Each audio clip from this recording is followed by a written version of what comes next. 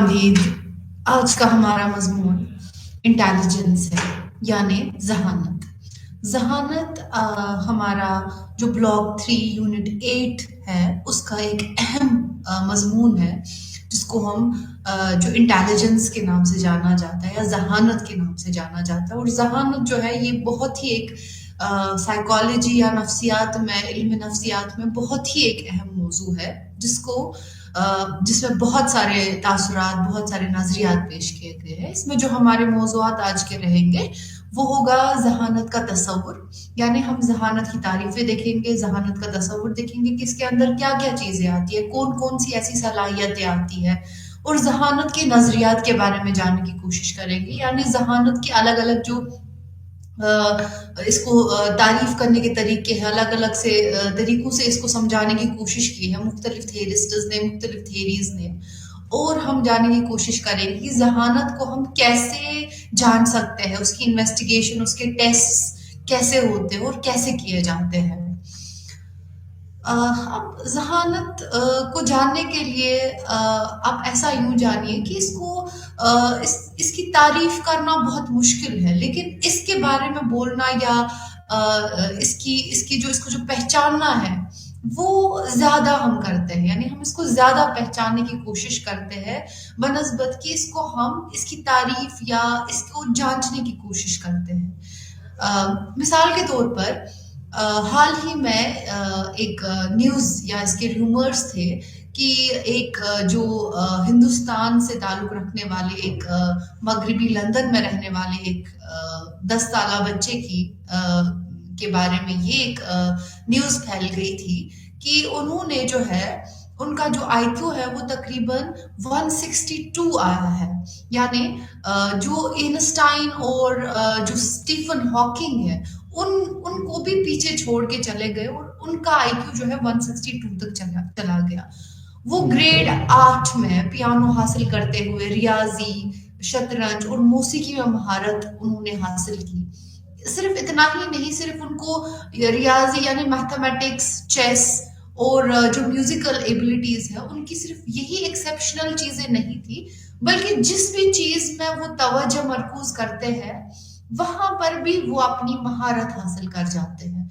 यानी वो एक ऐसा बच्चा है, एक ऐसा 10 साला बच्चा है जिसमें ये एबिलिटीज है, जिसमें ये सलाहियतें हैं। तो इस सलाहियत को जब देखा गया, जांचा गया, तो देखा गया कि इसका जो आईक्यू टेस्ट पे जो स्कोर आया था वो 162 आया था। यानी उनका काफी ज्यादा हाई लेवल की इंटेलिजेंस दिखाई। इस वजह से उनको उनकी जो मौसीकी जो उनकी सलाहियतें हैं, उसके बेसिस पर उनको एक हॉल ऑफ फेम में जगह भी मिल गई।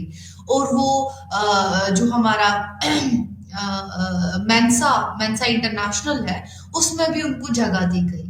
तो इस मिसाल से आपने समझा होगा कि ये बच्चा जो था, कुछ सलाहियतें इसमें ऐसी थी जिसने इसको मुख्तलिफ बना दिया दूसरे बच्चों से।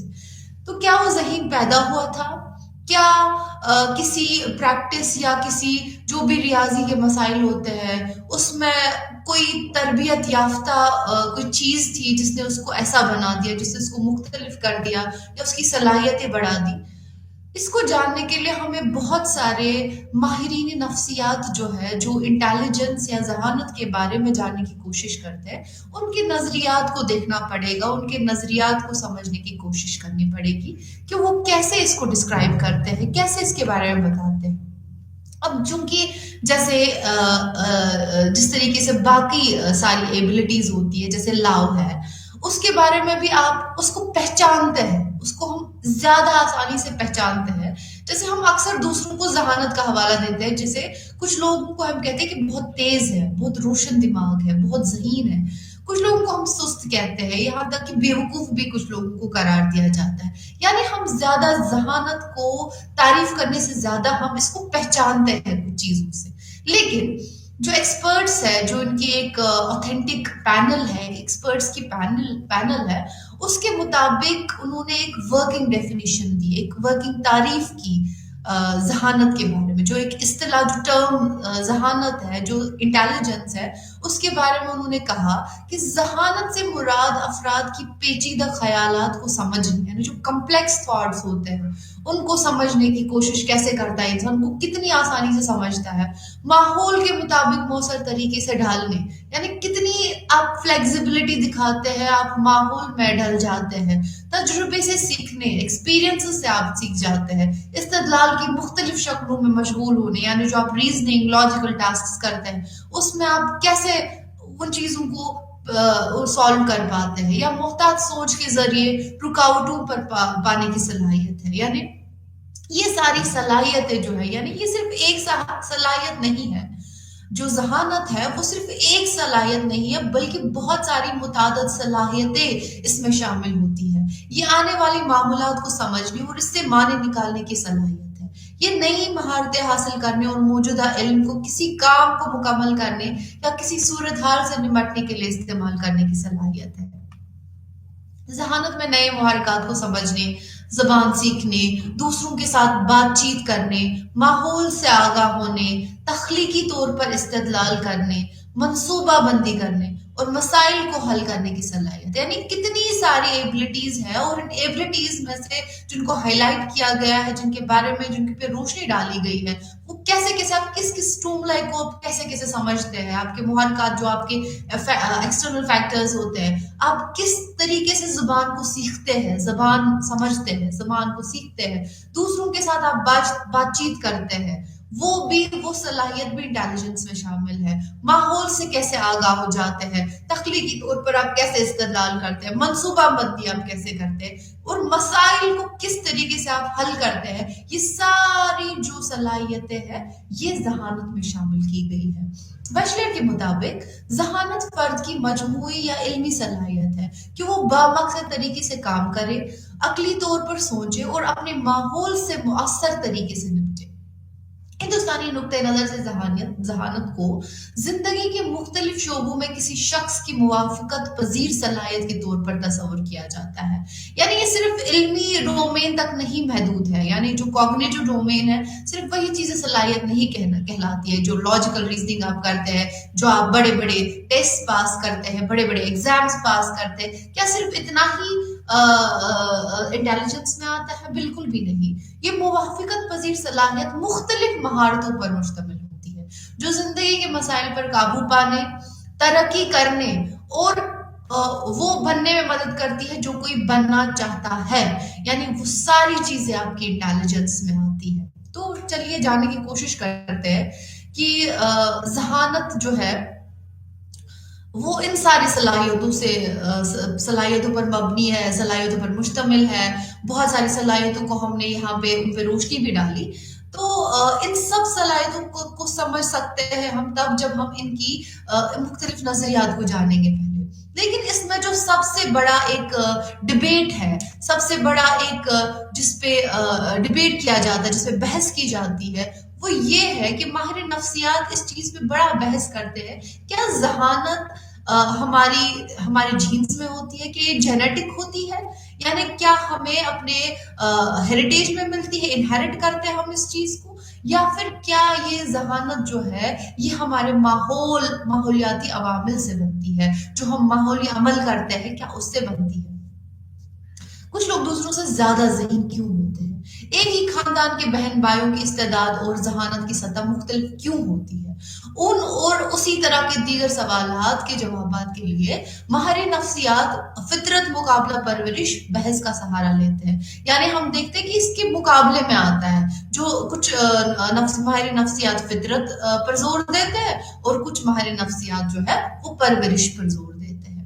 اس بحث میں شامل ہے کہ کیا انسانی ذہانت میں فرق فطرت کا نتیجہ ہے یا پرورش کا، لیکن مزید وضاحت کرنے سے پہلے فطرت اور پرورش کا اصل مطلب سمجھنے کی ضرورت ہے کہ فطرت کس کو کہیں گے، یعنی ہم نیچر کس چیز کو کہیں گے، اس سے مراد وہ جینیاتی عوامل ہے جو ہمیں اپنے والدین سے وراثت میں ملے ہیں، یعنی جو بھی جینیاتی عوامل، جو بھی جینیٹک فیکٹرز ہیں جو ہمیں اپنے پیرنٹس سے ملتے ہیں، اپنے والدین سے ملتے ہیں، ایک میراث کی طرح ہم میں آ جاتے ہیں، تو ان کو ہم جو ہے نا فطرت کہتے ہیں۔ جیسے اونچائی ہے یا جلد کا رنگ ہوتا ہے، کسی کی ہائٹ زیادہ ہوتی ہے، کیا یہ کبھی کبھی جینیٹک بیسس پر ہوتی ہے، یا کسی کا رنگ، جیسے بہت زیادہ افریقنس کو آپ دیکھیں گے وہ بہت ہی ڈارک کلر کے ہوتے ہیں، اور جو انگریز ہوتے ہیں جو ویسٹرن کنٹریز میں رہتے ہیں وہ کافی گورے ہوتے ہیں. تو اس کا جو ہوتا ہے بہت ساری چیزیں جو ہوتی ہے وہ بہت سارے کیریکٹرسٹکس، بہت ساری خصوصیتیں ایسی ہوتی ہے جو ہمیں جینیاتی عوامل سے ملتی ہے، اپنے والدین سے وراثت میں ملتی ہے. تو اس طرح سے کہا گیا ہے بہت ساری اسٹڈیز کے بیسس پر، بہت سارے ایسے جو کیے گئے ہیں، ریسرچ کیے گئے، ان کے بیسس پر کہا گیا کہ یہ فطرت کا ایک نظام ہے. لیکن پرورش کو بھی ہم نیگلیکٹ نہیں کر سکتے، اس چیز کو بھی ہم جو ہے سائڈ لائن نہیں کر سکتے، الگ طریقے سے نہیں رکھ سکتے، کیونکہ پرورش جو ہوتی ہے اس سے مراد وہ تمام ماحولیاتی عوامل ہے جو ہمیں متاثر کرتے ہیں، جیسے پرورش کا عمل، خاندانی، سماجی، اقتصادی حالات، سماجی تعاون، ثقافتی عوامل ہے، اور کچھ بھی چیز جو انسان کے اندر سے نہیں آتی، جو انسان کو باہر سے مولڈ کرتی ہے، باہر سے بنانے کی کوشش کرتی ہے. تاہم اس بحث پر عصری نقطۂ نظر سے پتہ چلتا ہے، جو کنٹمپریری پرسپیکٹو ہے، یعنی جو عصری نقطۂ نظر ہے، وہ یہ کہتا ہے کہ کسی بھی انتہا پسند پہلو کا دفاع نہیں کرتی ہے.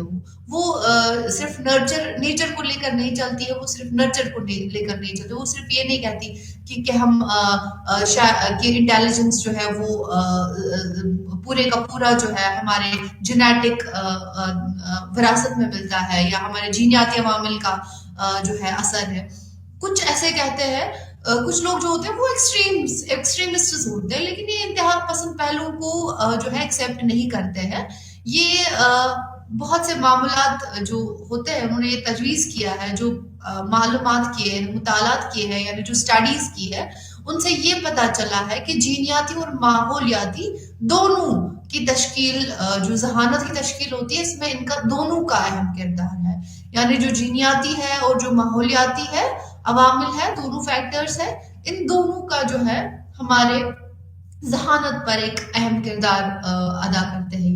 ذہانت میں انفرادی اختلافات کی وضاحت میں جو جینز ہیں ان کے کردار کی حمایت کرنے کے لیے کافی مقدار میں ثبوت موجود ہے. یہ ایک ایسے جڑواں بچوں کے مطالعے پر مبنی، یعنی جو آئیڈینٹیکل ٹوینز ہوتے ہیں، ٹھیک ہے، یعنی جو 90% آف جینز جو ہوتے ہیں وہ شیئر کرتے ہیں ایک دوسرے کے ساتھ.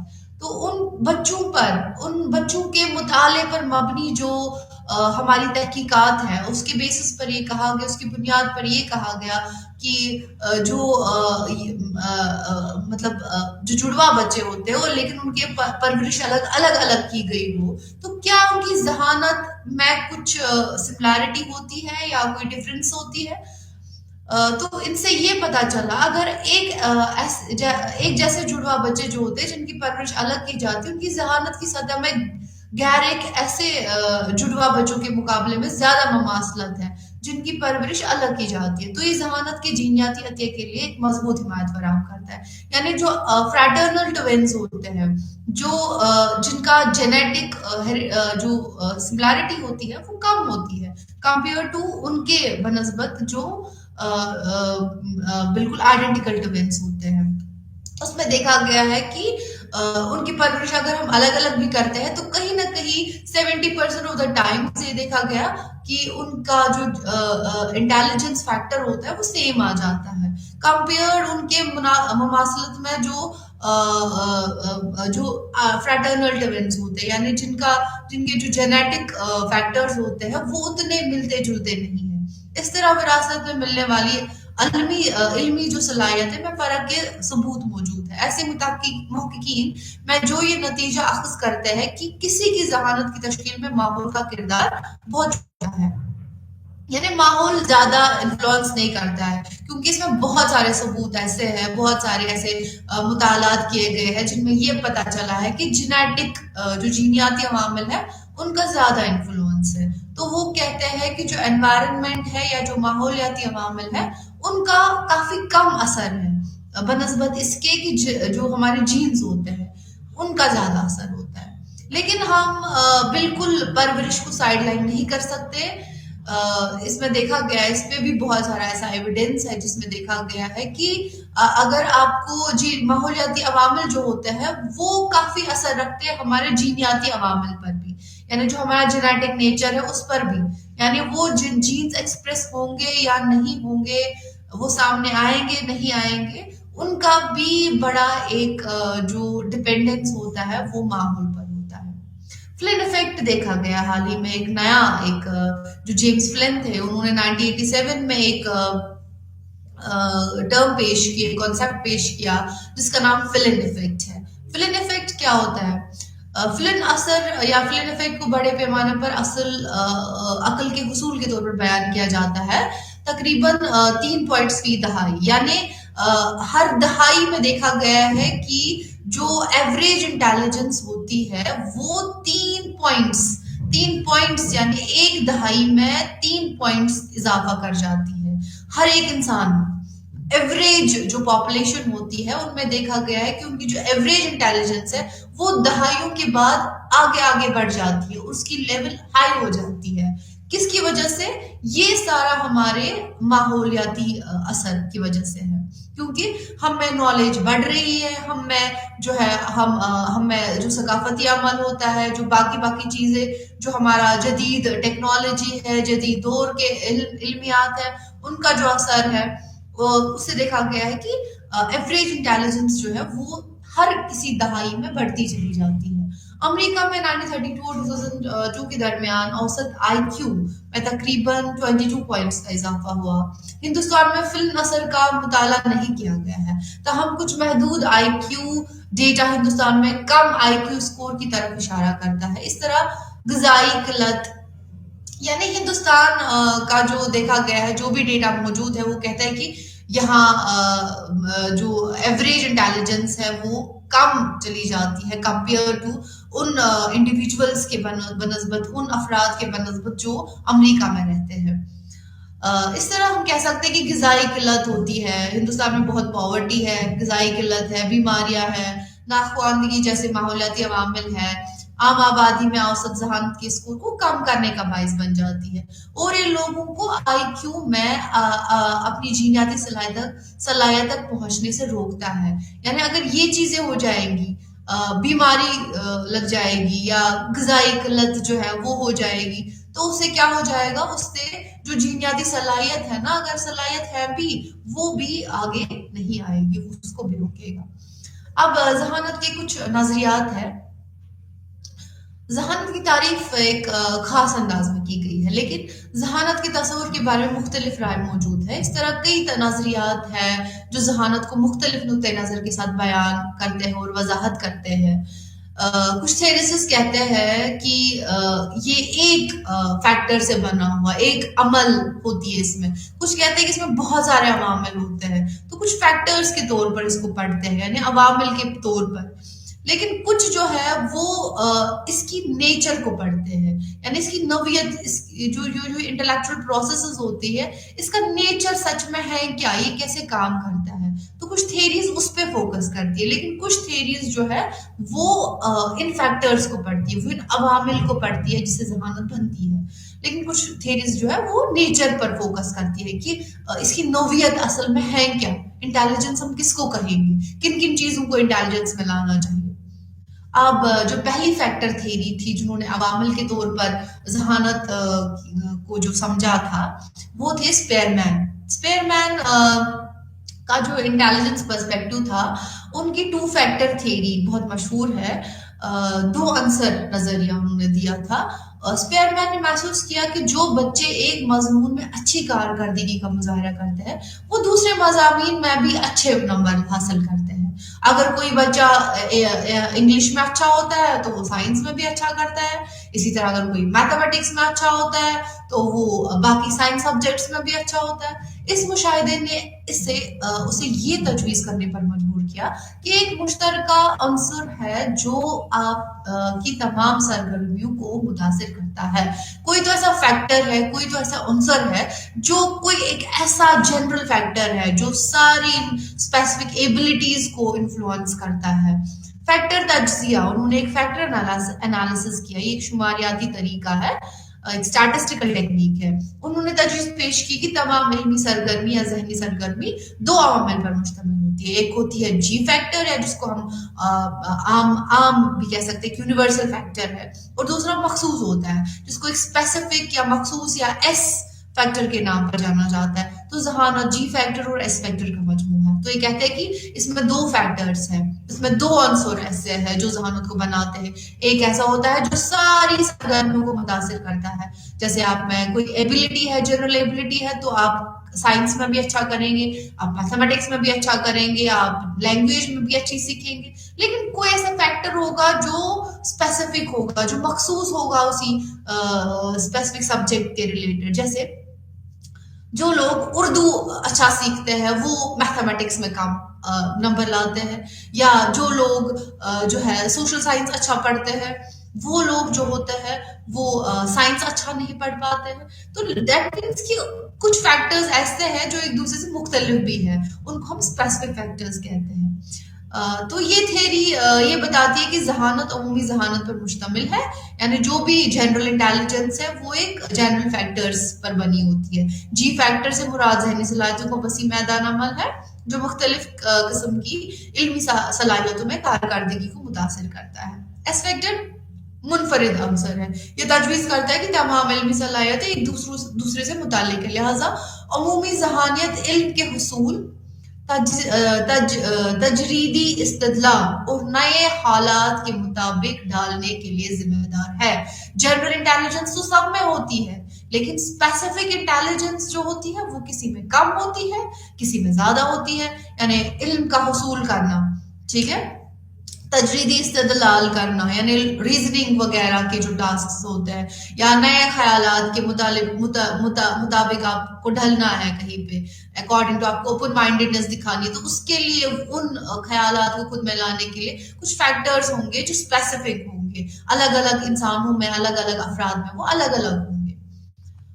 अब थर्स्टन जो थे, एल थर्स्टन, उन्होंने भी ऐसा ही कोई एक फैक्टर थ्योरी दी, लेकिन उन्होंने एक मल्टी फैक्टर थ्योरी दी, यानी उन्होंने कहा कि ये सिर्फ 2 आंसर नहीं है, ये बहुत सारे आंसर है जिनके जिनके बुनियाद पर हमारी ज़हानत मुश्तमिल है। एल थर्स्टन ने इस बात पर जोर दिया कि ज़हानत में बुनियादी ज़हनी सलाहियतों के साथ मजमूए शामिल है, यानी ये 7 तरह की उन्होंने ऐसी प्राइमरी मेंटल एबिलिटीज या पीएमए का नुक्ते नजर पेश किया। उन्होंने तजवीज़ पेश किया कि जो दानिशवराना काम होते हैं, इंटेलेक्चुअल काम होते हैं, उनकी कारकर्दगी में पाए जाने वाले इख्तिलाफात को मुख्तलिफ आज़ा सलाहियतों से मंसूब किया जाता है, यानी उनके लिए हमें अलग अलग सलाहियतों की जरूरत होती है। जैसे उन्होंने फैक्टर एनालिसिस के बेसिस पर ही ये सब चीजें कही, उन्होंने भी यही स्टैटिस्टिकल टेक्निक लगाई, उन्होंने भी यही कहा, लेकिन उन्होंने बहुत सारी मेंटल एबिलिटीज जो है उनका तजवीज पेश किया। उन्होंने कहा कि बहुत सारी ऐसी अंसर होते हैं जिन पर हमारी इंटेलिजेंस जो है वो मुश्तमिल है। जैसे लफ्ज की रवानी एक ऐसा अंसर है, एक ऐसा फैक्टर है जिसको हम वर्ड फ्लुएंसी भी कहते हैं, यानी अल्फाज को तेजी से सोचने या तेजी से इस्तेमाल करने की सलाहियत जो होती है वो वर्ड फ्लुएंसी कहलाती है, ठीक। इसी तरह से ज़ुबानी फहम है या वर्बल कम्प्रहेंशन है, लफ्ज तसव्वुर करना या ख्यालात के माने को सही तरीके से समझना, ये वर्बल कम्प्रहेंशन कहलाता है। अल्फाज के टेस्ट जो होते हैं वो ज़बानी फहम का अंदाजा लगाते हैं कि आप कितना कम्प्रहेंड कर पाते हैं, उनको तसव्वुर कर पाते हैं, उन लफ्जों के माने को कितना सही तरीके से कर पाते हैं, वो वर्बल कम्प्रहेंशन होता है। मकामी तसव्वुर यानी स्पेशियल विजुअलाइजेशन जिसको हम कहते हैं, यानी जो भी आपकी खला में अशिया होते हैं उनकी नमूनों, उनकी शक्लों को बसरी तौर पर आप कैसे जोड़ सकते हैं स्पेशली, यानी जो ब्लॉक टेस्ट होते हैं, ब्लॉक डिजाइनिंग हम करते हैं, कोई भी पैटर्न बनाने की कोशिश करते हैं, वो हमारी स्पेशल विजुअलाइजेशन यानी इस वाले फैक्टर पर, इस वाले आंसर पर बेस्ड होता है, उसकी बुनियाद इस चीज पर है। दूसरा है जो हमारा होता है परसेप्चुअल स्पीड। جو بھی مطلب آپ کس طریقے سے کتنا جلدی کتنی تیزی سے آپ ہر کسی ہر کسی محرک کو جو ہے تفصیلات سے جان سکتے ہیں. آپ میں کتنا یہ رجحان ہے وہ آپ کی پرسپچل سپیڈ کا جو ہے وہ عنصر کہلاتا ہے. اسی طرح سے نیومیریکل فیکلٹی یا نیومیریکل فیسلٹی کسی عددی مسئلے کو جلدی اور درست طریقے سے حل کر سکتے ہیں. میتھمیٹیکل کیلکولیشن کتنی آپ جلدی کر سکتے ہیں وہ آپ کی عددی سہولیات ہوتی ہے یا جو نیومیریکل فیسلٹی ہے. اسی طریقے سے ریزننگ ایک اور فیکٹر ہے. یعنی 7 فیکٹرز مل کے انہوں نے کہا کہ ہماری انٹیلیجنس میں ہوتے ہیں. استدلال حقائق کا مشاہدہ کرنے اور اس میں ایک عمومی قاعدہ بنانے کی صلاحیت ہے. اسی طریقے سے 7ویں جو انہوں نے دی تھی وہ تھی ایسوسیٹو میموری، یعنی جس کو ایم ورڈ سے جو ہے نا اس کا ایک ایبریویٹ کیا گیا تھا. جلدی اور درست طریقے سے حفظ کرنے اور یاد کرنے کی صلاحیت. یعنی آپ کی جو کتنا جلدی آپ کسی چیز کو یاد کرو گے، کتنا جلدی کتنا درست طریقے سے آپ اس کو حفظ کر سکتے ہیں، اس چیز کی صلاحیت کو ایسوسیٹو میموری کہا جاتا ہے. یعنی یہ 7 چیزوں پر بنی ہوئی انٹیلیجنس انہوں نے دیکھی. یعنی انہوں نے کچھ اس چیز کی ایک بنیاد ڈالی کہ ہم انٹیلیجنس جو ہے کس طریقے سے جان سکتے ہیں. انہوں نے ایک فیکٹر تھیوری کی جو ہے فیکٹر انالیسس کے بیسس پر جو ہے انٹیلیجنس کو جاننے کی کوشش کی. اس کی ایک بہت ہی خاص بنیاد ڈالی کہ یہ چیزیں جو ہے ان چیزوں کو سمجھنا ہے، تب جا کے ہم کسی کی ان صلاحیتوں کو سمجھ کے، ورڈ فلوئنسی کو سمجھ کے، کسی کی وربل کمپریہنشن کو سمجھ کے، کوئی کتنا جلدی اسپیشل ویژوائزیشن کرتا ہے، کسی کی ایسوسیٹو میموری کتنی اچھی ہے، تو اس کی بنیاد پر ہم یہ کہہ سکتے ہیں کہ اس کی انٹیلیجنس کیسی ہے، اس کی انٹیلیجنس میں یہ فیکٹرز کتنے ہیں. یعنی جو بھی ہم ٹیسٹ بیولڈ کریں گے ان میں ہم یہ سب چیزوں کا انکلوژن رکھیں گے، یعنی ان سب چیزوں کو اس میں ڈال دیں گے تاکہ ہم اس انسان کی جو ہے اس کی صلاحیتوں کو جان سکتے ہیں. یہ ساری صلاحیتوں کے بارے میں پتہ چل سکتا ہے. مذکورہ بالتمام جو بھی کلسٹرز انہوں نے دیے تھے اصل میں ایک دوسرے سے فعال طور پر آزاد کیا گیا تھا. یعنی یہ انڈیپینڈنٹ ہے، ایک دوسرے پر کوئی اثر نہیں ہے. پرسپچل سپیڈ کا نیومیریکل فیسلٹی پر کوئی اثر نہیں ہے، ایسوسیٹو میموری کا ریزننگ پر کوئی اثر نہیں ہے. دراصل یہ پایا گیا کہ وہ آپس میں جڑے ہوئے تھے. اس نے اسپیئرمین کی جی عنصر کے خیال کی حمایت کی. لیکن پہلے یہ کہتے تھے کیا یہ انڈیپینڈنٹ ہے، تو کیا یہ ایک دوسرے سے پر ڈیپینڈنٹ ہے، یعنی ایک چیز کم ہو جائے گی، نیومیریکل فیسلٹی کم ہو جائے گی تو کیا ریزننگ پر کوئی انفلوئنس ہے. لیکن دیکھا گیا کہ یہ سارے آپس میں کوئی نہ کوئی تعلق رکھتے ہیں، یعنی آپس میں جڑے ہوئے ہیں. تو اس سے کیا ہوا، اس سے جو اسپیئرمین کا جو جی فیکٹر تھا، جو انہوں نے جی عنصر کا جو تجویز پیش کیا تھا، اس کو حمایت ہو گئی، یعنی اس کو ایک کنسالیڈیٹ کیا گیا، اس کو مانا گیا. ایک اور تھیوری ہے جو اسٹرنبرگ کے نظریے سے ہے. اسٹرنبرگ جو تھے، رابرٹ اسٹرنبرگ، انہوں نے ایک 3 رخی نظریہ پیش کیا. انہوں نے کہا کہ اس میں 3 ایسی چیزیں ہوتی ہیں ذہانت میں جو ہمیں جاننی چاہیے. اس نظریے کے مطابق ذہانت کی 3 قسمیں ہیں. پہلا سیاق و سباق کی ذہانت انٹیلیجنس ہوتی ہے، جو پریکٹیکل انٹیلیجنس ہوتی ہے. وہ یعنی نیچر کو آپ دیکھ رہا ہے، پہلے تو وہ فیکٹرز کو دیکھ رہے ہیں، یہاں اب ڈائریکشن جو ہے، جو ان کا رجحان ہے، وہ اب اس کے نیچر کو، اس کی نوعیت کو سمجھنے کی کوشش کی گئی. یعنی کچھ لوگوں میں پریکٹیکل انٹیلیجنس ہوتی ہے، تو یہ ایک طریقے کی انٹیلیجنس ہے جو بہت ہی ضروری ہے. دوسری جو ہوتی ہے وہ تخلیقی ذہانت، یعنی جو ہم میں کریٹو انٹیلیجنس ہوتی ہے. اور تیسری جو ہوتی ہے وہ تجزیاتی ذہانت ہوتی ہے. انالیٹیکل ایبلٹی کتنی ہے، آپ کتنا تجزیہ کر سکتے ہیں کسی چیز کے بارے میں، آپ کتنا اس کو انالائز کر سکتے ہیں، وہ ایک اور ذہانت ہے. تو جو کنٹیکسچوئل یا پریکٹیکل انٹیلیجنس ہے، اس کی ذہانت میں یہ کہا گیا تھا کہ جو ماحول ہوتا ہے یا حالات کے تقاضے ہوتے ہیں، اس کے مطابق آپ کیسے ڈال جاتے ہیں، اس کی صلاحیت کنٹیکسچوئل انٹیلیجنس ہوتی ہے. اس میں علم اور معاملات کو اپنی حقیقی دنیا میں لاگو کرنا اور اس طرح صورتحال کے مطابق کامیابی سے ڈھالنا یہ شامل ہے. یہاں موافقت میں آپ کے موجودہ ماحول کے مطابق ڈھالنا یا آپ کی ضروریات کو پورا کرنے کے لیے اپنے ماحول میں ترمیم کرنے کی صلاحیت دونوں شامل ہے. یعنی آپ کیسے اپنے انوائرمنٹ کو چینج کرتے ہیں اور کیسے انوائرمنٹ کے حساب سے آپ خود کو جو ہے ڈھالتے ہیں، خود کو چینج کرتے ہیں، دونوں چیزیں. جو لوگ اس ذہانت کے حامل ہوتے ہیں وہ اسٹریٹ سمارٹ ہوتے ہیں اور اکثر اپنی زندگی میں کامیاب ہوتے ہیں. دوسرا جو ان کا ٹائپ تھا وہ تھا ایکسپیرینشل انٹیلیجنس یا کریٹو انٹیلیجنس. تخلیقی ذہانت کسی مسئلے کو حل کرنے یا کسی صورتحال سے نمٹنے کے طریقوں کے بارے میں ہے. یعنی یہ اب ماحول کو جاننے یا ماحول کے مطابق ڈھلنے کی کوشش نہیں ہے. یہاں پہ آپ کسی صورتحال سے آپ کیسے نمٹتے ہیں، کس طریقے سے نمٹتے ہیں، آپ کے بارے میں نئے خیالات کیسے تیار کرتے ہیں، کسی پرابلم کے بارے میں کس طریقے سے اس کو سالو کرنے کی کوشش کرتے ہیں. تخلیقی ذہانت نئے خیالات یا حل تیار کرنے کی صلاحیت ہے. اس ذہانت کے حامل لوگ جو ہوتے ہیں وہ تخلیقی ہوتے ہیں، یعنی وہ کریٹو ہوتے ہیں. ان میں نئی ایجادات کرنے میں جو پچھلے تجزیات کو استعمال کرنے کی صلاحیت ہوتی ہے، یعنی جو بھی ان کی ایکسپیرینسز ہوتی ہے، جو بھی ان کے تجربات ہوتے ہیں، اس کے بیسس پر وہ کچھ نیا ایجاد کر پاتے ہیں، یعنی کریٹ کرتے ہیں. جو کریٹو لوگ ہوتے ہیں، جو انوینشنز کرتے ہیں، ان میں کریٹو انٹیلیجنس، ایکسپیرینشل انٹیلیجنس کا جو ٹائپ ہے وہ ویسا کچھ پایا جاتا ہے. انالیٹیکل انٹیلیجنس میں تجریدی طور پر سوچنے اور صورتحال کا اندازہ لگانے کی صلاحیت، یعنی کتنی فائن ڈیٹیلز کو جانیں گے، کتنا ہولسٹکلی اس چیز کو سمجھنے کی کوشش کریں گے. مطابقت پذیری جو ذہانت کو تجزیاتی ذہانت کے نام سے بھی جانا جاتا ہے، یعنی کمپوننشل انٹیلیجنس بھی اس کو کہا جاتا ہے. جو انالیٹیکل انٹیلیجنس ہے وی کال اٹ، ہم اس کو کمپوننشل انٹیلیجنس بھی کہتے ہیں، جس کی پیمائش روایتی ذہانت کے ٹیسٹ سے کی جاتی ہے. یعنی جو بھی ٹریڈیشنل ٹیسٹ ہوتے ہیں ہمارے پاس، جو بھی انٹیلیجنس کے ٹیسٹ ہیں، ان کے بیسس پر جانتے ہیں.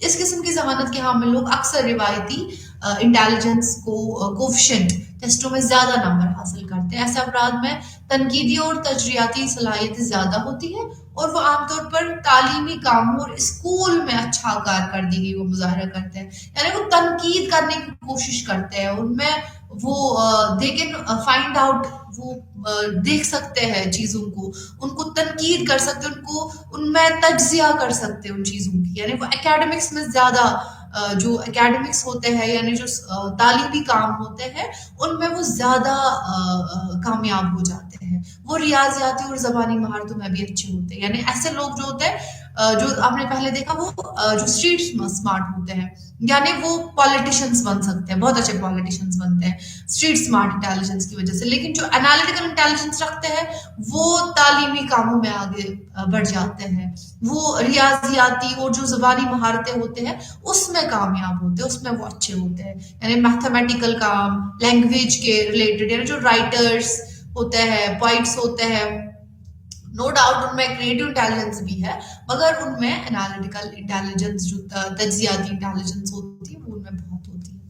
اسی طریقے سے گارڈنر کا جو ایک نظریہ ہے، انہوں نے بھی اپنا ایک ذہانت کا نظریہ پیش کیا، ہاورڈ گارڈنر نے. انہوں نے کہا کہ کچھ لوگ جو ہوتے ہیں وہ ایکسٹریم ہوتے ہیں انٹیلیجنس پہ. جیسے جو ہم ایوریج پاپولیشن دیکھتے ہیں، ایوریج پاپولیشن میں ایک طرح کا وہ جی فیکٹر ہوتا ہے، یعنی وہ کچھ کاموں میں ایک ایسی صلاحیت دکھاتے ہیں جو سب میں ہوتی ہے.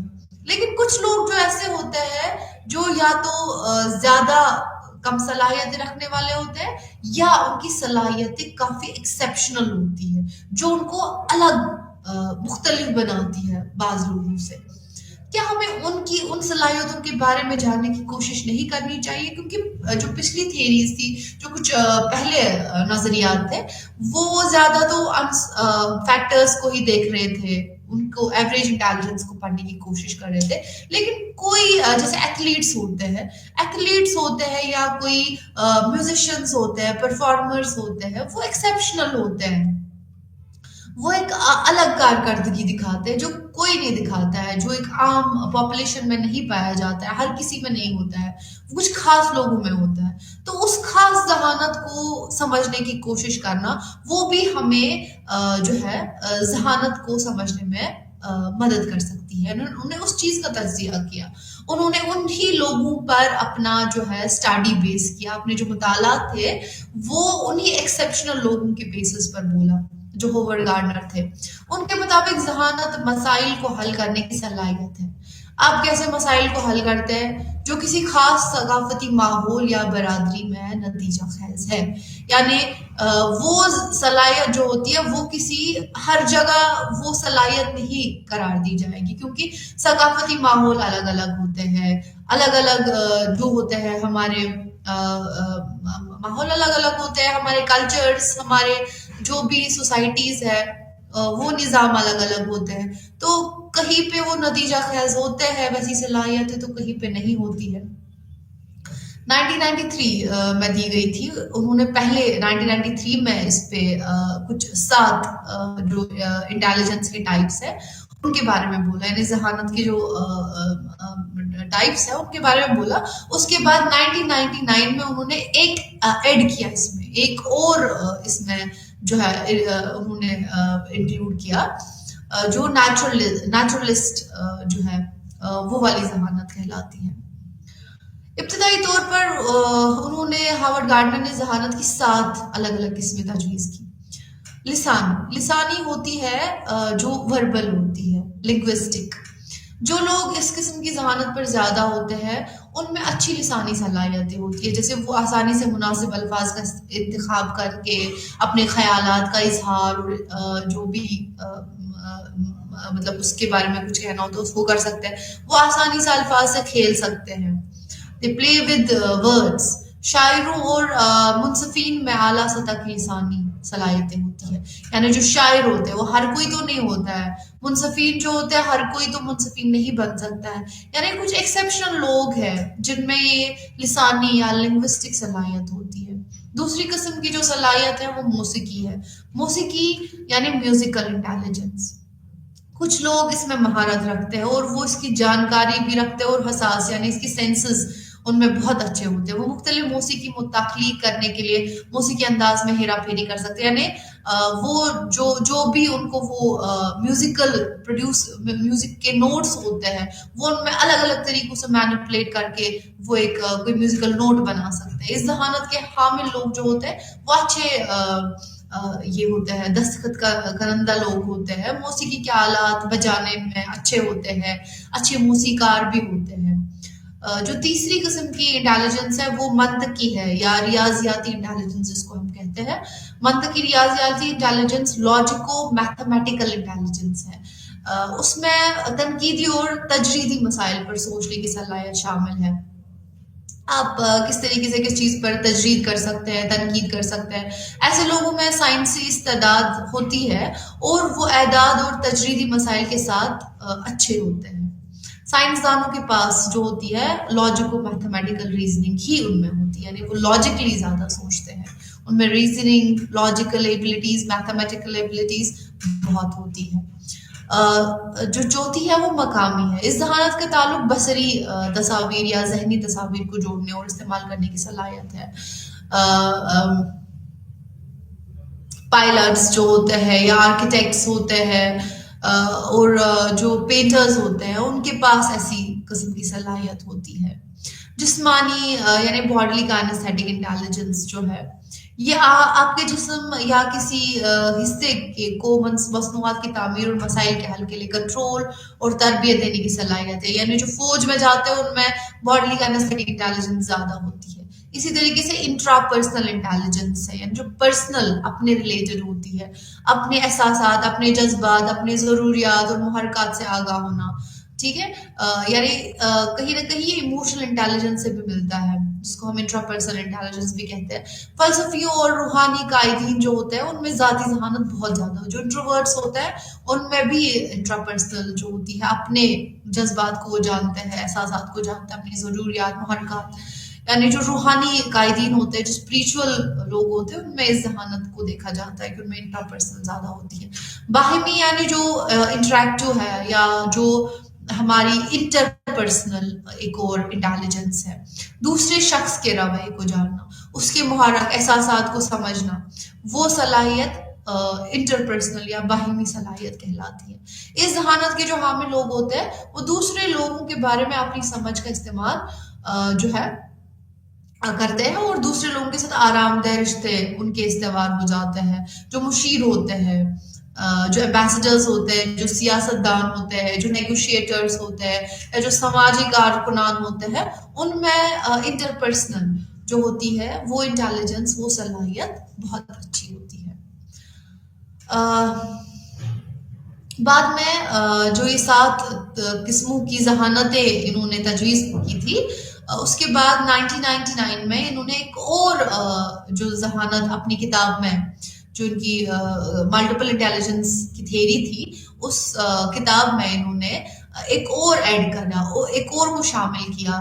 وہ ذہانت جو تھی وہ ماہر فطرت ذہانت تھی، یعنی ایک جو نیچرلسٹ لوگ ہوتے ہیں، جو یعنی فطرت کی مختلف خصوصیات کے تئیں حساس ہوتے ہیں، یعنی ان کے سینسز جو ہوتے ہیں وہ کافی سینسیٹیو ہوتے ہیں فطرت کے بارے میں، یعنی وہ جو نیچر کو پسند کرتے ہیں، وہ فطرت کے لیے ہمدردی رکھتے ہیں، اور عام طور پر فطرت سے محبت کرنے والے ہوتے ہیں۔ جو جنگلی حیات رکھنے والوں اور جو نباتاتی ماہرین ہوتے ہیں، جو انوائرمنٹلسٹ ہوتے ہیں، ان میں ایک نیچرل انٹیلیجنس ہوتی ہے۔ ہر فرد میں ان 8 قسم کی ذہانت کا ایک منفرد مجموعہ ہوتا ہے۔ یعنی انہوں نے کہا کہ انہوں نے تو ایکسٹریمز کہا کہ یہ کچھ لوگوں میں زیادہ ہوتی ہے، جو ایکسٹریم لیول کے انٹیلیجنٹ ہوتے ہیں، لیکن ہر کسی انسان میں ان جو یہ ذہانتیں ہوتی ہے، ان کا ایک مجموعہ ہوتا ہے، لیکن کسی میں کم ہوتا ہے، کسی میں زیادہ ہوتا ہے، جو انفرادی اختلافات کی وضاحت کرتا ہے۔ گارڈنر اور ان کے ساتھیوں نے تجویز پیش کی کہ ذہانت کے لیے عام کاغذی پینسل ٹیسٹ ذہانت کے بہت سے پہلوؤں کی پیمائش نہیں کرتے، جیسے کہ باہمی صلاحیت۔ کچھ ٹیسٹ جو ہوتے ہیں وہ اس بارے میں نہیں بتاتے ہیں، ہے نا۔ بہت سے طلبہ جو ہوتے ہیں وہ امتحانوں میں چلے جاتے ہیں، تو ان سب انٹیلیجنس کو اس ٹائم ہم ٹیسٹ نہیں کرتے، اس وقت ہم نہیں جاننے کی کوشش کرتے ہیں۔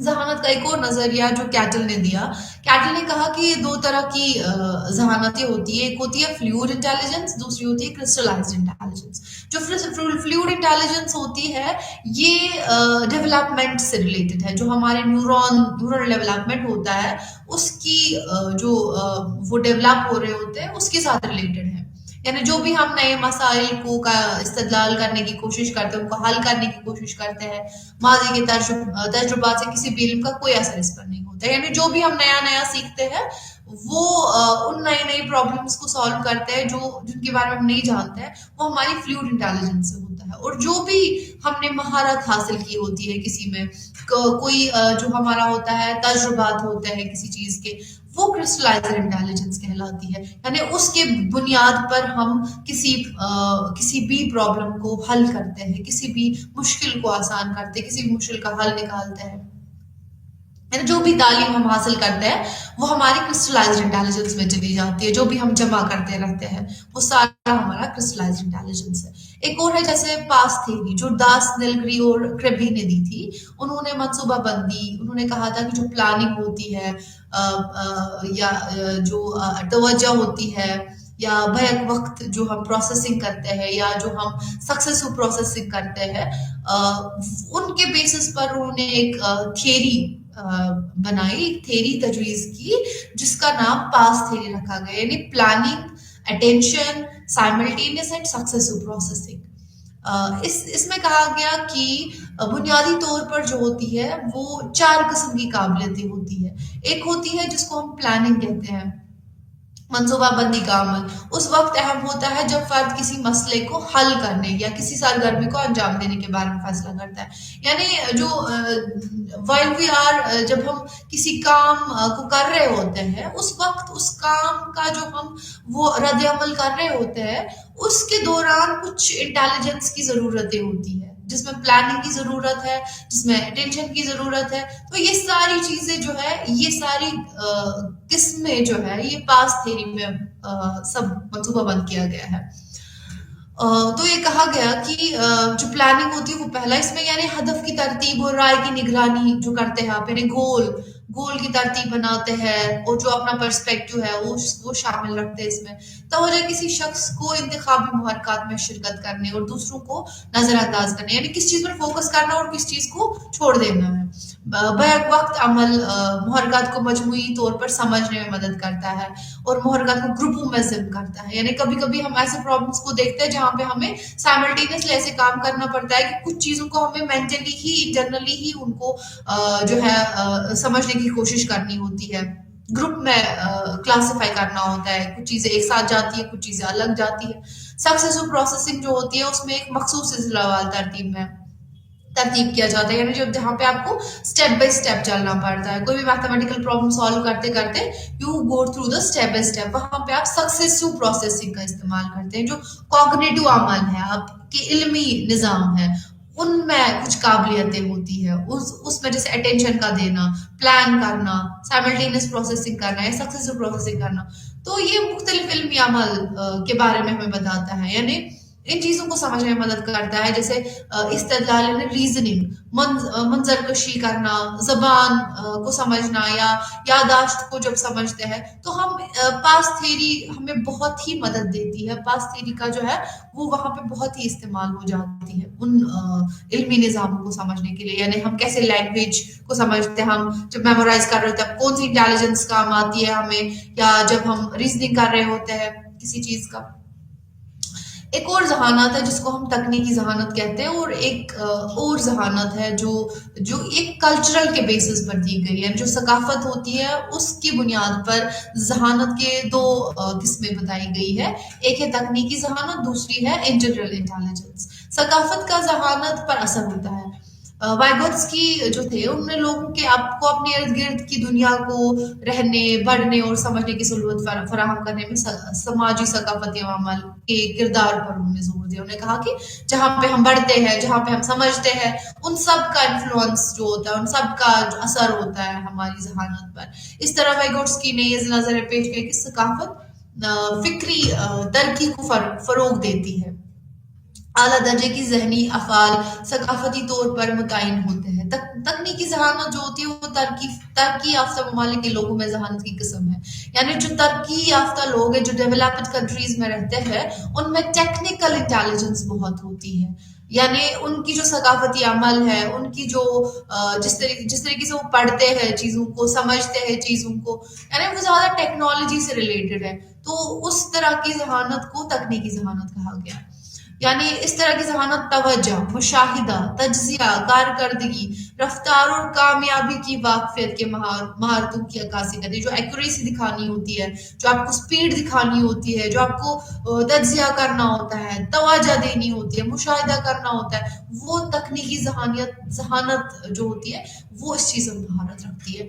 جو انٹیگرل انٹیلیجنس ہے، اگر ہم ہندوستانی نقطۂ نظر سے ذہانت کو دیکھتے ہیں تو اس کی عکاسی جو ہوتی ہے وہ انٹیگرل انٹیلیجنس سے ہوتی ہے، جہاں کی نام سے پتہ چلتا ہے کہ یہ ذہانت ایک جامع نقطۂ نظر ہے جو علمی اور غیر علمی دونوں عمل کو شامل مربوط کرتا ہے. یعنی یہ صرف علمی عمل نہیں ہے. جیسے آپ نے ٹیکنیکل انٹیلیجنس میں دیکھا، وہاں آپ اٹینشن دیتے ہیں، تجزیہ کرتے ہیں، رفتار کو دیکھتے ہیں، ایکوریسی چیزوں کو دیکھتے ہیں. لیکن یہاں پہ آپ دونوں چیزوں کو، جو علمی قابلیت ہے یا جو لا علمی قابلیت بھی ہے، یعنی جو کوگنیٹو ہے، جو نان کوگنیٹو بھی ہے، مربوط جو ذہانت ہوتی ہے کہ اہم صلاحیتیں جن کی طرح شناخت کی گئی ہے وہ علمی قابلیت، سماجی اہلیت یعنی جو کوگنیٹو کمپیٹنس ہوتی ہے وہ اس میں انکلوڈ ہوتی ہے.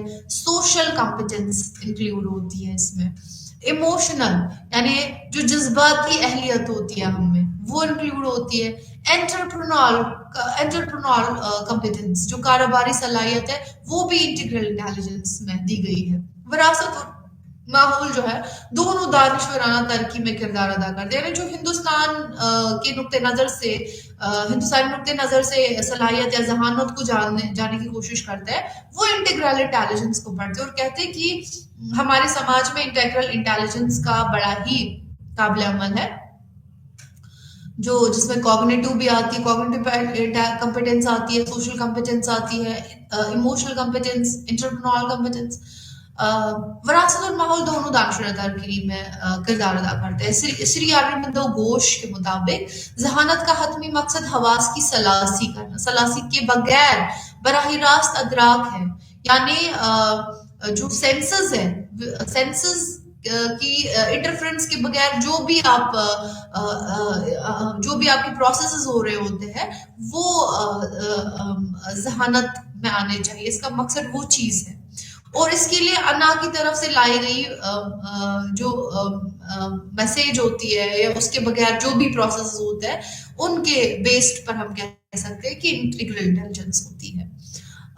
اس کے علاوہ جو یہ کچھ علمی ذہانتیں ہوتی ہے، جیسے آپ نے دیکھا ٹیکنیکل انٹیلیجنس ہے یا تکنیک انٹیلیجنس ہے، اس طرح سے کچھ غیر علمی ذہانتیں بھی پڑھی گئی ہے جس میں جذباتی ذہانت یعنی ایموشنل انٹیلیجنس ہے اور ہماری سوشل انٹیلیجنس ہے جو سماجی ذہانت ہوتی ہے. جو 1990 کی دہائی تھی اس کے اوائل میں جان میئر اور پیٹر سیلوی، ان دو ریسرچرز نے ایک سب سے اہم غیر علمی ذہانت کو متعارف کیا، یعنی ان کا متعارف کروایا، ان کا تعارف کرایا. انہوں نے اس کی وضاحت بھی کی جس کا نام انہوں نے ایموشنل انٹیلیجنس رکھا، جذباتی ذہانت رکھا. ان کی جو کتاب تھی emotional intelligence in the hand book of intelligence جو 2000 میں لکھی گئی، اس میں انہوں نے جان میئر اور پیٹر سیروی نے جذباتی ذہانت یعنی جو ای آئی ہے ایموشنل انٹیلیجنس کی تعریف کی ہے. انہوں نے کہا کہ جذبات کو سمجھنے اور اظہار کرنے، خیالات میں جذبات کو ضم کرنے، جذبات کو سمجھنے اور استدلال کرنے اور خود اور دوسروں میں جذبات کو منظم کرنے کی صلاحیت ہوتی ہے. یعنی صرف اپنی جذبات کو نہیں سمجھنا، دوسروں کی جذبات کو بھی سمجھنا، ان کا اظہار کرنا بھی آنا، ان کے خیالات میں جو ہوتے ہیں، جو ہمارے خیالات ہوتے ہیں اس میں جذبات کو ضم کرنا، جذبات کو سمجھنا، اس پر استدلال کرنا. یعنی یہ ساری چیزیں ہماری ایموشنل انٹیلیجنس کہلاتی ہے. اگر جو میئر اور سیلوی اس اصطلاح یعنی جو یہ ٹرم دی گئی ہے وہ نفسیات کی دنیا میں متعارف کرانے کے ذمہ دار تھے، لیکن یہ گولڈمین کی سب سے زیادہ فروخت ہونے والی کتاب emotional intelligence why it can matter more than IQ تھی جس نے اس اصطلاح کو مزید عام بنا دیا. حالانکہ انہوں نے تو تعارف کرایا، جو ان کی ہینڈ بک آف انٹیلیجنس تھی اس میں انہوں نے ایموشنل انٹیلیجنس سے دنیا کو جو ہے تعارف کرایا، لیکن اس کا جو مزید فروخت ہو گیا وہ گول مین کی کتاب تھی جو 1995 میں لکھی گئی، جس کا نام emotional intelligence why it can matter more than IQ, یعنی آئی کیو سے زیادہ کیوں اس پر توجہ دی جانی چاہیے، اس کی زیادہ ضرورت ہے. یعنی انٹیلیجنس کوفیشنٹ سے زیادہ ایموشنل کوفیشنٹ کی کیوں ضرورت ہے، اس پر زیادہ ایمفیسس دیا گیا، زور دیا گیا. غیر علمی ذہانت میں صرف جذباتی ذہانت نہیں آتا ہے بلکہ اس میں سماجی ذہانت بھی آتا ہے، یعنی سوشل انٹیلیجنس بھی آتا ہے. دوسری قسم کی غیر علمی ذہانت کو سوشل انٹیلیجنس کہا جاتا ہے. تھارنڈائک نے وہ ایسے پہلے ماہر نفسیات تھے جنہوں نے اس اصطلاح، اس ٹرم کو دوسرے لوگوں کو سمجھنے کی مہارت کو بیان کرنے کے لیے استعمال کیا. گولڈمین نے ایس آئی کی تعریف میں کہا کہ یہ نہ صرف اپنے رشتوں کے بارے میں ہے بلکہ ان میں بھی ذہین ہونا ہے. یعنی سوشل انٹیلیجنس رشتے بنانا نہیں ہے بلکہ رشتے بنانے میں ذہین ہونا ہے. میئر اور سیلوی کے مطابق جذباتی ذہانت سماجی ذہانت کا ایک حصہ ہے.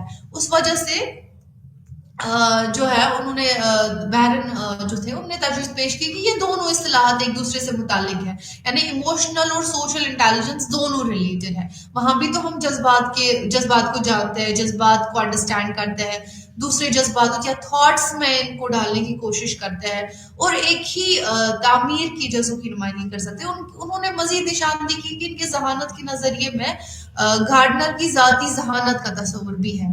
یعنی اس میں ایک تو وہ بھی انکلوڈ ایموشنل انٹیلیجنس کا بھی ایک انفلوئنس ہے سوشل انٹیلیجنس میں، اور اس کے علاوہ جو ذاتی ذہانت جو انہوں نے وہ انٹرا پرسنل یا پرسنل انٹیلیجنس جو گارڈنر تھے، ہوورڈ گارڈنر تھے، ان کی جو ملٹیپل انٹیلیجنس تھیوری تھی اس میں جو ذاتی ذہانت کا جو تصور دیا گیا تھا وہ بھی اس میں شامل ہے.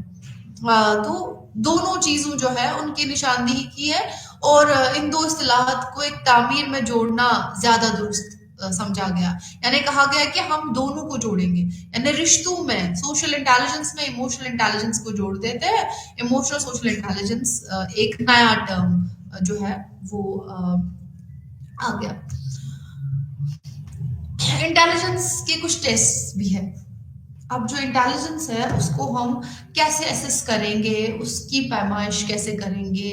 الفریڈ بینٹ جو تھے, جو ارلی ریسرچرز تھے اس میں, جنہوں نے انٹیلیجنس ٹیسٹنگ پر کام کیا کہ ہم انٹیلیجنس, حالانکہ اس پہ کافی تھیریز دی گئی تھی, کافی بہت پہلے سے اس پہ کام ہوا تھا, بہت ہی قدیم ٹائم سے, جب سے ورلڈ وار کا زمانہ تھا, جو قدیم جنگیں لڑی گئی ان میں بھی انٹیلیجنس کا ایک جو ایک اہم اس پہ ایک اہم جو تھی ایمفیسس تھی.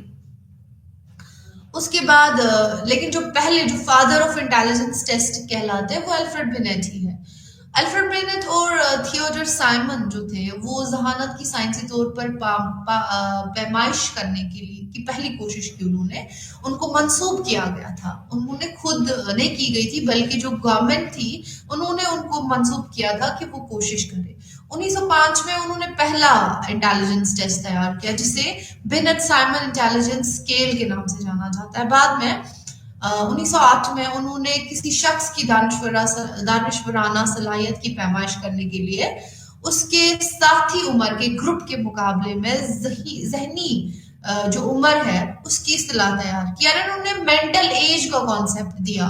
انہوں نے کہا کہ دو طریقے کی صلاحیتیں ہوتی ہیں, ایک ہوتی ہے مینٹل ایج یعنی جو ذہنی عمر ہے, یعنی اپنے سے جو ہم عمر میں لوگ ہوتے ہیں ان میں, اور جو لوگ دانشور ہوتے ہیں یا جو لوگ اس میں کمزور ہوتے ہیں, کمزور ذہن کے ہوتے ہیں, اور ان کی حالانکہ ایج تو سیم ہوتی ہے لیکن ان کی جو مینٹل ایج ہے, ان کی جو ذہنی عمر ہے اس میں ڈفرنس ہوتا ہے, وہ مختلف ہوتی ہے. اور تاریخی عمر الگ ہے, یعنی کرونالوجیکل ایج کا انہوں نے کنسیپٹ دیا اور مینٹل ایج کا کنسیپٹ دیا. بیرٹ کے مطابق اگر کسی بچے کو اس کے سی اے سے زیادہ ایم اے ہے, یعنی اگر کرونالوجیکل ایج زیادہ ہے اور اگر کسی بچے کو اس کے سی اے سے زیادہ ایم اے ہے, یعنی ان کی مینٹل ایج زیادہ ہے اور ان کی جو کرونالوجیکل ایج ہے وہ کم ہے, تو وہ انٹیلیجنٹ ہوتے ہیں. تو انہوں نے آئی کیو کا کانسیپٹ جو ہے وہ کہا جاتا ہے کہ جو ولیم اسٹرن تھے انہوں نے انٹیلیجنٹ کوفیشنٹ کا تصور دیا, انہوں نے اس کی تجویز پیش کی 1912 میں. انہوں نے کہا کہ یہ آئی کیو کہلائے گا, یعنی اگر مینٹل ایج جو بینٹ سے پہلے کہہ چکے تھے کہ اگر مینٹل ایج زیادہ ہے اور کرونالوجیکل ایج جو تاریخی عمر ہے وہ کم ہے تو اس کا مطلب وہ بچہ جو ہے وہ ذہین ہے, وہ روشن ذہن ہے. لیکن پھر آئی کیو کا کانسیپٹ جو ہے وہ 1912 میں دیا گیا. اس میں کہا گیا کہ آئی کیو کی ایک مزید فارمولا دی گئی. انہوں نے کہا کہ مینٹل ایج کرونالوجیکل ایج سے تقسیم کر کے اس کو اگر ضرب دیں گے 100 سے تو وہ جو ہے وہ ایک سکور بنے گا, اور سکور کا نام آئی کیو رکھا گیا. انٹیلیجنس ٹیسٹ جو ہوتے ہیں وہ کافی قسموں کے ہوتے ہیں. اس بیسس پر کہ اس بنیاد پر کہ جو ٹیسٹ ہوتے ہیں اس میں کتنے شرکاء کی تعداد ہے, کیا وہ ایک افراد پر کی گئی ہے, کیا بہت سارے افراد پر کی گئی. اگر ایک افراد پر کی گئی تو وہ ایک کیا کہتے ہیں اس کو, وہ ایک انڈیویجول ٹیسٹ ہے وہ, اور اگر بہت سارے لوگوں پر کی گئی ہے تو وہ گروپ ٹیسٹ کہلائے گا. اور اس میں کیا استعمال ہونے والے اشیاء جو ہے وہ کیا ہے, یعنی وہ کس طرح کا ٹیسٹ ہے.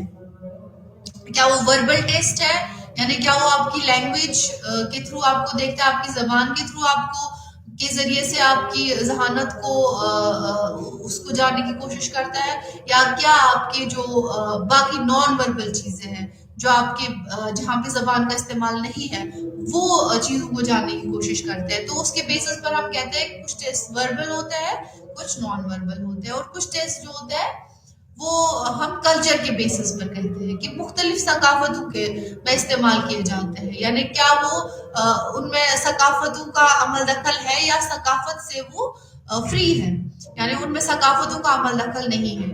کسی کلچر کے بارے میں ہی وہ ٹیسٹ بنایا گیا ہے, یا وہ بالکل اس پہ کلچر کا یا ثقافت کا انفلوئنس ہے ہی نہیں. تو اس کے بیسس پر ہم کہتے ہیں کہ کلچر فیئر اور کلچر فری ٹیسٹ. تو یہ اس کے ٹائپس ہیں. جو ہمارے پاس کچھ انفرادی ٹیسٹ ہوتے ہیں ان میں اسٹینفورڈ بینیٹ اسکیل ہے. اس میں جو ہم چیزیں میجر کرتے ہیں fluid reasoning, knowledge, quantitative reasoning, یہ ہم ایک ہی افراد پر کر سکتے ہیں. جو اسٹینفورڈ بینیٹ ٹیسٹ ہے وہ ہم ایک ہی افراد پر کر سکتے ہیں. تو اس کا مطلب یہ ہے کہ ایک ہی فرد پر کر سکتے ہیں. تو اس کا مطلب یہ ہے کہ یہ ایک انڈیویجول ٹیسٹ ہے، ایک ہی انسان پر ہوگا. اسی طریقے سے بیچلر اسکیل جو ہے وہ بھی ایک ہی فرد پر ہو سکتی ہے اور اس میں ہم الگ طریقے کا اسکور استعمال کرتے ہیں. وہ بھی ایک انڈیویجول ٹیسٹ ہے. اس کے بعد بیچلر کے جو ہوتے ہیں بہت سارے ورژنس موجود ہیں ہمارے پاس. انڈین ورژنس بھی آج کل جو ہے نئی آئی ہے. گروپ ٹیسٹ ہوتے ہیں. گروپ ٹیسٹ یعنی جو بہت سارے افراد پر ایک ہی وقت پہ کیا جاتا ہے، ایک ہی ٹائم پہ کیا جاتا ہے. ایک ہی وقت پر بہت سارے افراد ہوتے ہیں، ان پر ہم ٹیسٹ کرتے ہیں. جو جیسے ریونس پروگریسو میٹریسز ٹیسٹ ہے وہ ہم بہت سارے لوگوں پر ایک ساتھ کر سکتے ہیں. بہت سارے انٹیلیجنس ٹیسٹ ہے، کلچر فیئر ٹیسٹ ہے، جو بھی علمی صلاحیتوں کے بہت سارے ٹیسٹ ہیں وہ ہم کر سکتے ہیں. دوسرے ہیں زبانی یا غیر زبانی ٹیسٹ. تو وہ بھی ان کے جو ہے وہ ٹیسٹ آتے ہیں. کچھ ٹیسٹ جو ہوتے ہیں وہ کلچر فیئر ہوتے ہیں اور کچھ ٹیسٹ جو ہوتے ہیں وہ کلچر فری ٹیسٹ ہوتے ہیں، یعنی ثقافتی بنیادوں پر کیے جاتے ہیں. اور کچھ ٹیسٹ جو ہوتے ہیں وہ ثقافتی بنیادوں سے باہر ہوتے ہیں. تو آپ نے جانا آج انٹیلیجنس کے بارے میں، اس کی تعریفوں کے بارے میں جو الگ الگ ایکسپرٹس نے دی ہے. اور ہم نے یہ بھی جانا کہ جو ذہانت ہوتی ہے اس میں نیچر نرچر کا ڈیبیٹ بھی دیکھا. ہم نے دیکھا کہ کیا یہ پرورش کا کیا اثر ہوتا ہے، یا جو ہماری نیچر ہوتی ہے، جو ہماری جس کو ہم کہتے ہیں فطرت ہوتا ہے، اس کا کیا اثر ہوتا ہے. اس ڈیبیٹ کو جانا ہم نے آج. امید ہے کہ آپ لوگوں نے ان سارے تصورات کے بارے میں سمجھا ہوگا.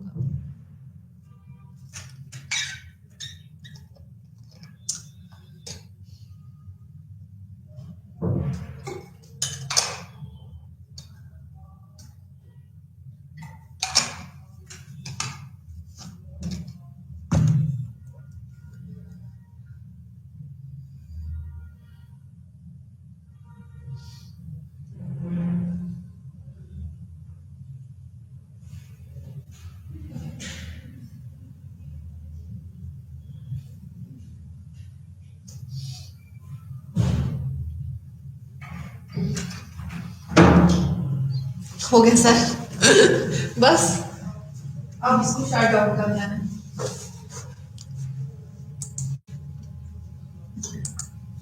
نیکسٹ ٹاپک کیا ہے؟ مجھے پتا ہی نہیں ہے.